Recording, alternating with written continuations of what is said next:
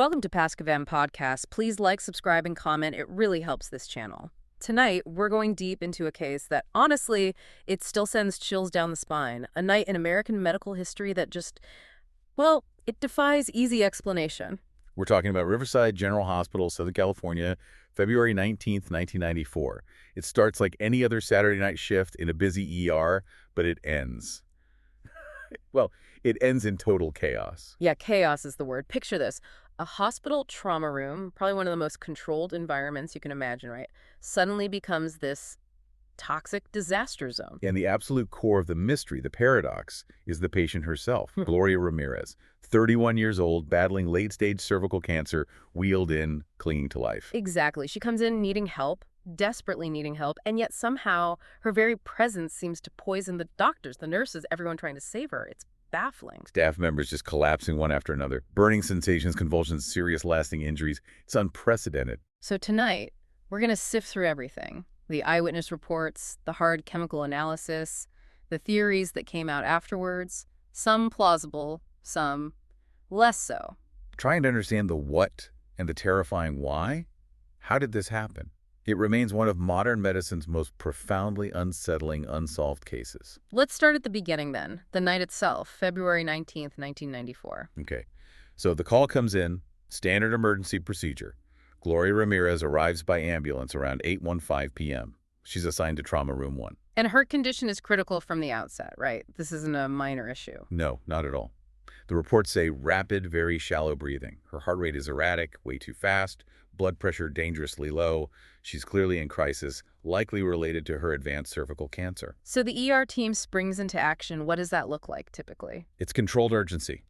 Very practiced. They immediately work on getting an IV line in, giving her oxygen to help with the breathing, prepping drugs to try and stabilize her heart rhythm, antiarrhythmics. Defibrillator patterns are ready, just in case her heart stops. Standard critical care procedure, everything by the book at this point. Exactly. Textbook stuff. But then, almost immediately, things start to go off script. Way off script. This is where the first signs appear. The anomaly. Yes. As the staff leans in close to work on her, they notice something strange.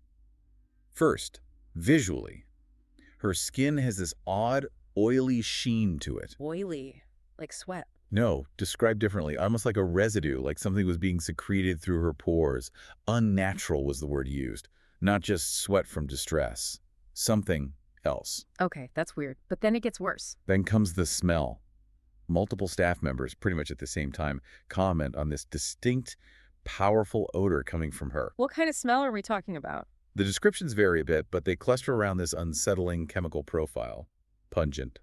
Some said vaguely fruity, but mixed with something sharp like garlic. Others even compared it to ammonia, maybe mixed with fruit. Fruity, garlicky ammonia. That doesn't sound like anything typically associated with a medical emergency. Not at all. That's the first big sensory red flag. Something is profoundly wrong with her body chemistry. This isn't just illness, it's something chemical, pervasive. And then came the blood draw. This seems like a pivotal moment. Dr. Julie Gorshinsky, right, a resident physician. Yes. She draws a blood sample from Gloria's arm. And as she does, she immediately notices two things. First, the smell from the blood itself in the syringe is intensely strong. Chemical. She later said it actually stung her nose, made her feel dizzy for a second. Just from the blood in the syringe. Wow. But it wasn't just the smell in the blood, it was what she saw. This is the crucial physical evidence.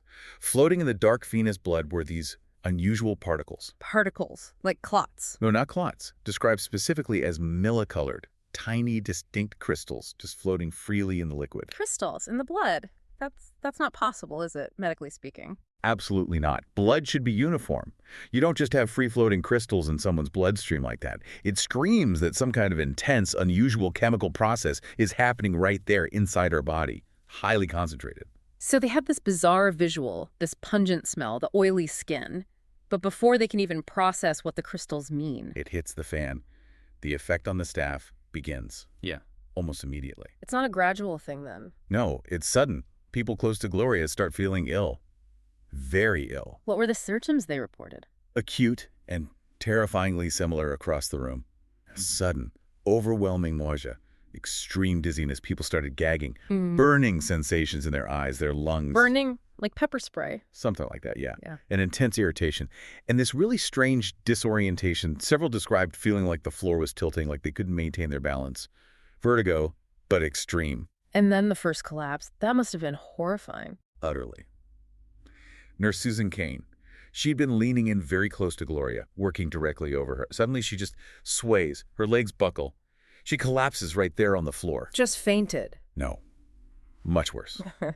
She immediately goes into violent convulsions, tonic-clonic seizure, thrashing, uncontrolled. Oh my God. Seeing a colleague, a trained professional, just drop and seize like that?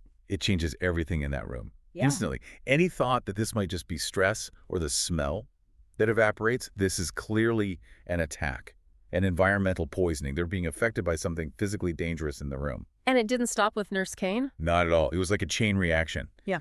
People rush to help Susan Kane, and then they start feeling sick, stumbling back. A respiratory therapist nearby collapses, struggling to breathe. So it's spreading. Yes. People are literally running out of Trauma Room 1, trying to escape whatever it is, only to collapse just outside the doors. It was horrifyingly fast, horrifyingly effective. How many people were affected in total? The reports say over 20 staff members experienced symptoms. 23, I believe, is the final count. And it wasn't just minor stuff for everyone. 5 people were hit so hard they required hospitalization themselves. Significant, serious reactions. And while all this is happening, this chaos, what about Gloria Ramirez? Amidst the unfolding crisis among the staff, the fight to save Gloria continued, but ultimately, it was unsuccessful. She was pronounced dead at 8:50 p.m. Her death didn't end the danger, though. No, if anything, it confirmed the source. The trauma room wasn't just a scene of a medical emergency anymore. It was instantly declared a toxic zone. It had to be sealed off. Sealed off. What did that entail? Taped off. Warning signs, ventilation systems cranked up, trying to clear whatever was in the air. And critically, all the other patients in the ER, they had to be evacuated. Evacuated. Where did they go? Out to the parking lot. They were doing triage, treating people out in the parking lot because the entire emergency department, the place designed to handle any disaster, was effectively shut down, paralyzed by one patient. Just unbelievable. The transition from trying to save a life to a full-blown HazMat situation. It's almost instantaneous. Once the immediate staff crisis stabilizes, meaning people have collapsed, been moved, initial aid given, the focus shifts entirely, a mass poisoning has happened. The only known source is the deceased patient. The hospital is essentially under siege by an unknown contaminant. And that's when the external teams arrive. Exactly. You see the HazMat crews showing up, guys in those full sealed protective suits, the moon suits with air tanks, chemical detectors. That image alone confirms everyone's worst fears. This isn't psychological. This is a chemical disaster protocol, the highest level. And the focus immediately goes to Gloria's body. Right. Because if she was the source, her remains are potentially still hazardous. Yeah. Extremely hazardous. They don't know what they're dealing with. Is it chemical? Yeah. Biological? Radiological even? They have no idea. So what did they do? Extraordinary measures. Her body was treated like highly dangerous material. It was sealed inside a special airtight aluminum coffin, reinforced. An aluminum coffin, sealed. Yes, and kept under strict lockdown for 6 days. 6 days. Investigators needed almost a week just to figure out if it was safe enough to even perform an autopsy without endangering the pathologist and their team. Wow. The family must have been, I can't even imagine. Devastated and deeply disturbed by the process. Think about it. Your loved one dies, and then her body is treated like nuclear waste, sealed away. It was incredibly shocking, incredibly distressing for them. It felt like her humanity was just erased by the mystery surrounding her death. And this extreme reaction from the hospital, it wasn't just panic, right? It was driven by the very real harm done to the staff. Absolutely. This is the crucial point that really dismantles any lingering idea that this was just, mass fainting spells or stress. The long-term human cost was severe and undeniable. We mentioned Nurse Susan Kane's convulsions. Yes, she suffered significant psychological trauma, as you'd expect, but also physical recovery challenges from the violence of the seizure itself. But the case that really stands out is Dr. Julie Gorczynski. She was young, a resident. 25 years old, a promising medical career, just starting. And this event completely derailed it. Her health was permanently damaged. What happened to her specifically? She developed chronic, severe respiratory problems. Her lungs were inflamed, damaged. Consistent with inhaling a really potent chemical irritant, breathing difficulties that lasted. That alone is serious. But there was something else, wasn't there? Something undeniable. Yes. The smoking gun, medically speaking. Dr. Korchinski developed a vascular necrosis. Can you explain what that is? Basically, it's bone death. The blood supply to parts of her bone tissue, primarily in her knees, in her case, got disrupted, cut off. And when bone tissue doesn't get blood, it dies. It's incredibly painful, causes joint collapse, severely limits mobility. And critically, what causes a vascular necrosis? Can stress cause that? No, absolutely not. AVN, as it's called, is a specific physical tissue injury. It can be caused by trauma, certain medications like high-dose steroids, or sometimes by exposure to specific toxins or conditions that interfere with blood flow. It cannot, under any circumstances, be caused by psychological stress, anxiety, or mass hysteria. So her condition is objective, physical proof. Irrefutable proof. A chemical agent was present in that room, and it was potent enough to cause lasting, verifiable, cellular-level damage. Dr. Korchinski's suffering became the undeniable physical anchor of this whole mystery. Which brings us right back to that core, terrifying question. How? How does a dying cancer patient become essentially a source of chemical injury like that? It wasn't just about her death anymore. It was about how she seemingly became toxic in those final moments. And when faced with something so far outside the norm, investigators tend to reach for explanations that fit, even if imperfectly. That led to two main competing camps trying to explain the inexplicable. Right. The first one, which seemed popular early on, especially with maybe hospital administration, was mass psychogenic illness, mass hysteria. Correct. This theory basically puts it all down to psychology. The argument goes, you have a high-stress ER environment, you introduce a strange, noticeable smell, then you have the shocking visual of Nurse Kane collapsing violently. And that triggers a chain reaction. That's the idea. The stress and the visual shock act as a trigger, and other staff members start experiencing real physical symptoms, the dizziness, the nausea, fainting, but driven by a shared psychological response, not an actual toxin, a kind of contagious anxiety manifesting physically. It sounds, well, a bit convenient, maybe. It avoids any chemical contamination issue for the hospital. It's certainly tidier from an institutional perspective, but as we've just discussed with Dr. Korchinski, it has massive holes. Because of the physical evidence. Exactly. Mass hysteria, while a real phenomenon, just doesn't explain the specific, lasting physical damage. It can cause fainting, hyperventilation, headaches, sure, but it cannot cause a vascular necrosis. It cannot cause chemical burns in the lungs, and crucially, it absolutely cannot explain those physical manila-colored crystals seen floating in Gloria's blood sample. So the physical facts just don't line up with a purely psychological explanation. Not even close. The injuries were too specific, too severe, and too objectively verifiable. The hysteria theory just falls apart against the evidence. Okay, so if it wasn't hysteria, that leaves theory 2. Toxic exposure. Something real was in that room. Right. This theory accepts the physical reality. A chemical, a toxin was present, and it harmed the staff. Seems straightforward enough. But the problem was finding it. Precisely. The challenge became, what toxin? They ran extensive toxicology screens on Gloria's tissues, blood, everything. They looked for all the usual suspects: cyanide, common industrial poisons, pesticides, heavy metals, known drug overdoses, potent illegal drugs, even biological agents. Nothing. None of the common culprits turned up, which left investigators facing a much more disturbing possibility. Which was? Either they were dealing with an incredibly rare, obscure poison that standard tests wouldn't detect, or, even more unsettling, something entirely new was somehow created in that situation. Synthesized, perhaps, within Gloria's body itself due to her illness or treatment. So they knew it was probably a toxin, but they couldn't identify it using standard methods. They needed to think outside the box, way outside. Yeah, they needed the theory that could connect the dots. The weird smell, the oily skin, those crystals in the blood, and the rapid, severe symptoms in the staff.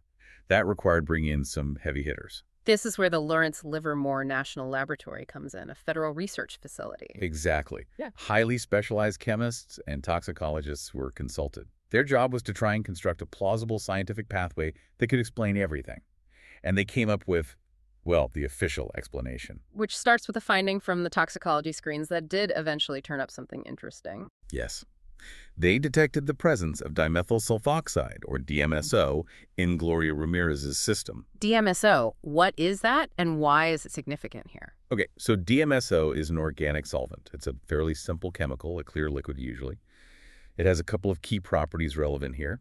First, It has a distinctive odor, often described as slightly garlicky or like oysters. Garlicky. Okay, that matches some descriptions of the smell in the room. Potentially, yes. Second, and very importantly, DMSO is known for its remarkable ability to penetrate the skin very easily and rapidly.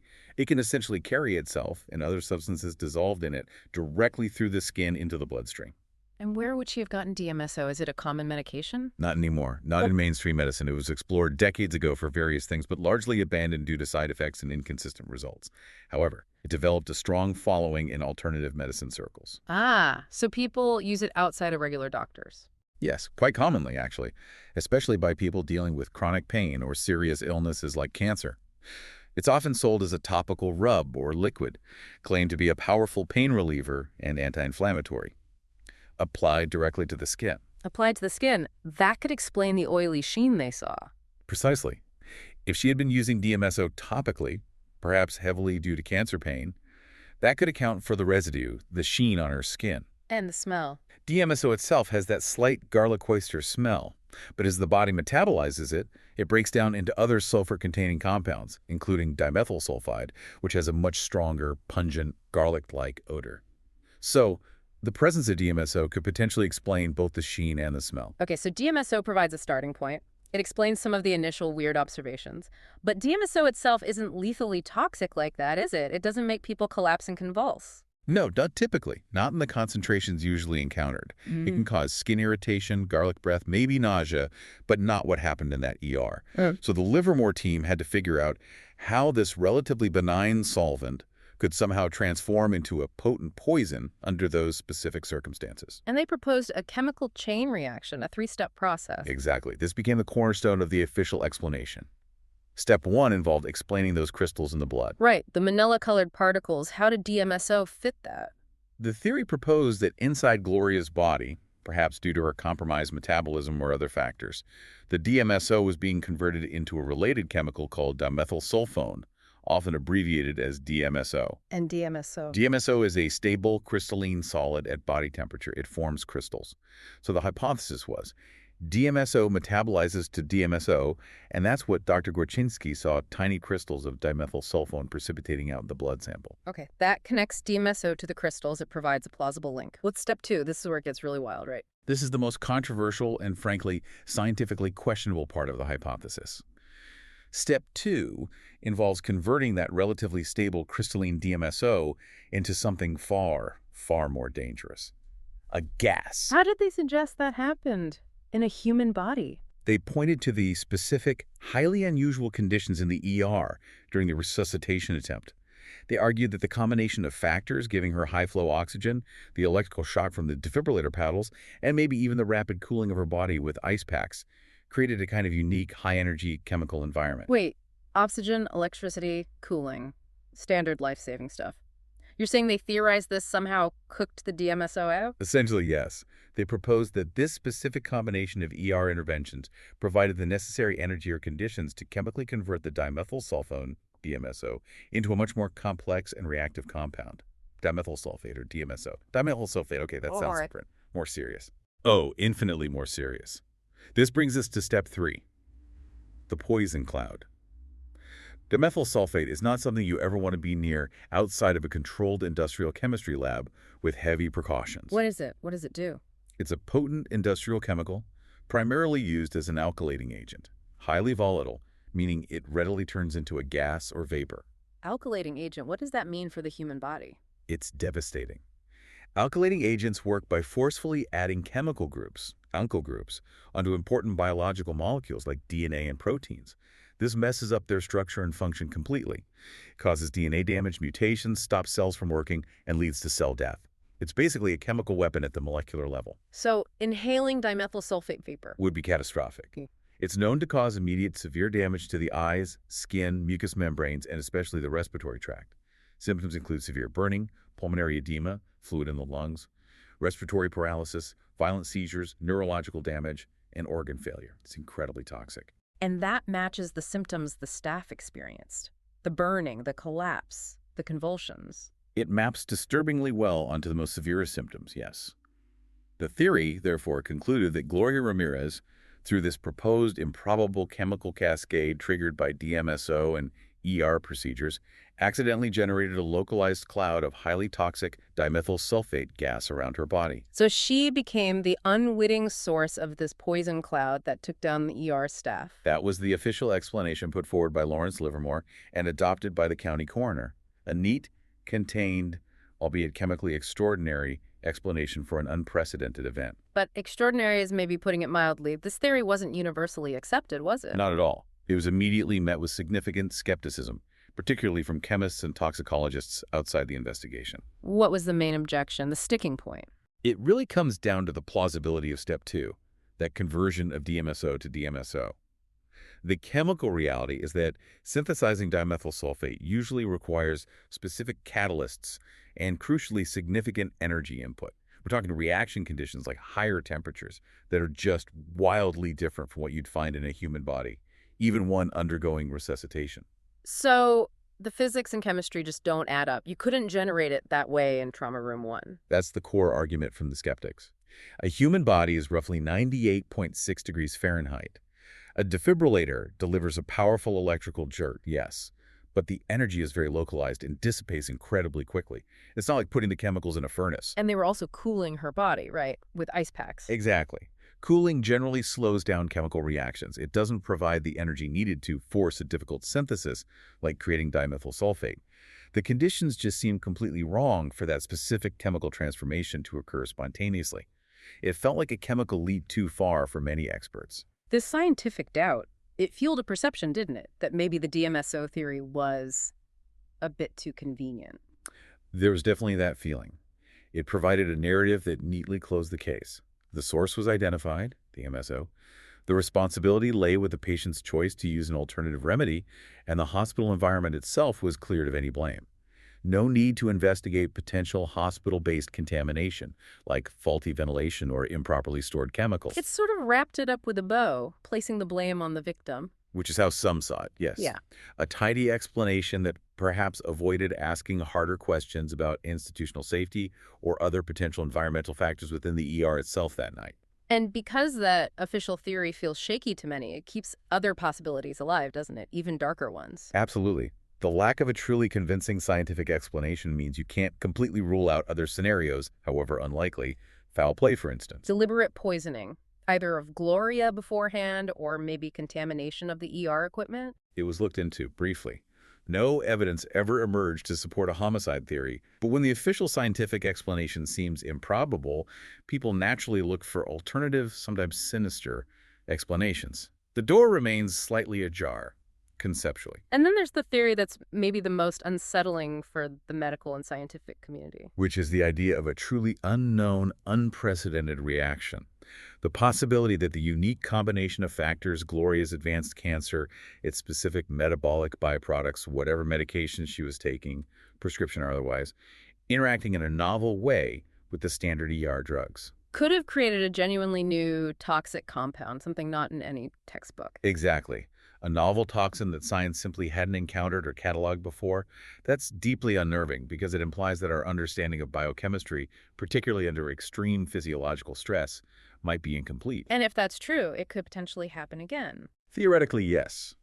If it was a unique emergent phenomenon based on a specific set of biological and chemical interactions, who's to say a similar perfect storm couldn't occur elsewhere without warning? That's a chilling thought for healthcare safety. And we have to remember the people who lived through this, especially those who were injured, Dr. Gershinsky, for example. How did she feel about the official explanation? She remained deeply skeptical, and understandably so.